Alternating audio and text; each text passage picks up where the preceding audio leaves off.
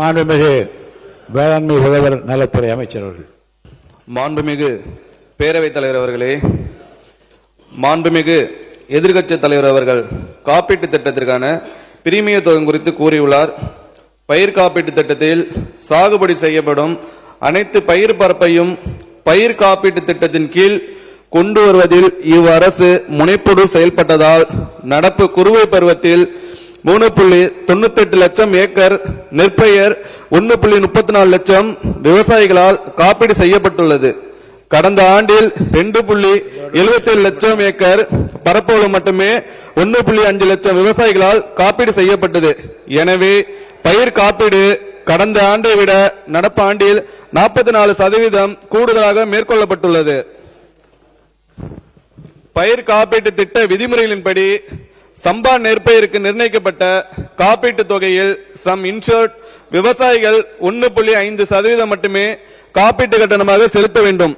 மீதமுள்ள 98.5% காப்பீட்டு கட்டண மானியத்தை தமிழ்நாடு அரசும் ஒன்றிய அரசும் சரிசமமாக ஏற்றுக்கொள்கின்றன. காவிரி டெல்டா மாவட்டங்களில் வழக்கமாக சுமார் 17 லட்சம் ஏக்கர் பரப்பளவில் சம்பா நெல் சாகுபடி மேற்கொள்ளப்படுகிறது. மேட்டூர் அணையிலிருந்து பாசன நீர் திறக்க இயல சூழல் ஏற்பட்டுள்ளதால் விதைப்பு மற்றும் நடவு செய்ய இயலாமை, விதைப்பு பொய்த்தல் அல்லது பயிர் வளர்ச்சி காலத்தில் ஏற்படும் இயற்கை இடர்பாடுகளால் மகசூல் இழப்பு ஏற்பட வாய்ப்புள்ளது. இத்தகைய அனைத்து இடர்பாடுகளுக்கும் பயிர் காப்பீட்டு திட்டத்தில் பாதுகாப்பு வழங்கப்படுவதால் டெல்டா மாவட்டங்களில் அதிகபட்ச பரப்பளவை காப்பீட்டின் கீழ் கொண்டு வர விரிவான விழிப்புணர்வு நடவடிக்கைகள் மேற்கொள்ளப்படும். டெல்டா மாவட்டங்களில் 17 லட்சம் ஏக்கர் பரப்பளவில் சம்பா நெற்பயிரை காப்பீடு செய்ய மொத்த காப்பீட்டு கட்டணமாக சுமார் 540 கோடி ரூபாய் நிதி தேவைப்படும்.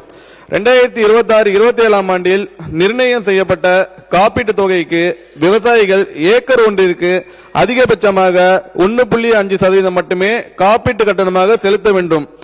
ஒன்றிய அரசால் அங்கீகரிக்கப்பட்ட காப்பீட்டு நிறுவனங்களால் நிர்ணயம் செய்யப்பட்ட காப்பீட்டு கட்டண விகிதத்தின்படி எதிர்பார்க்கப்படும் 17 லட்சம் ஏக்கர் பரப்பளவை காப்பீடு செய்ய காப்பீட்டு கட்டண மானியமாக மொத்த கட்டணத்தில் 440 கோடி ரூபாய் தொகையை, அதாவது 98.5% காப்பீட்டு கட்டணத்தை தமிழ்நாடு அரசும் ஒன்றிய அரசும் சரிசமமாக பகிர்ந்து கொள்ளும். எனவே இத்திட்டத்தில் விவசாயிகள் மிக குறைந்த அளவிலான காப்பீட்டு கட்டணத்தை மட்டுமே செலுத்துகின்றனர்.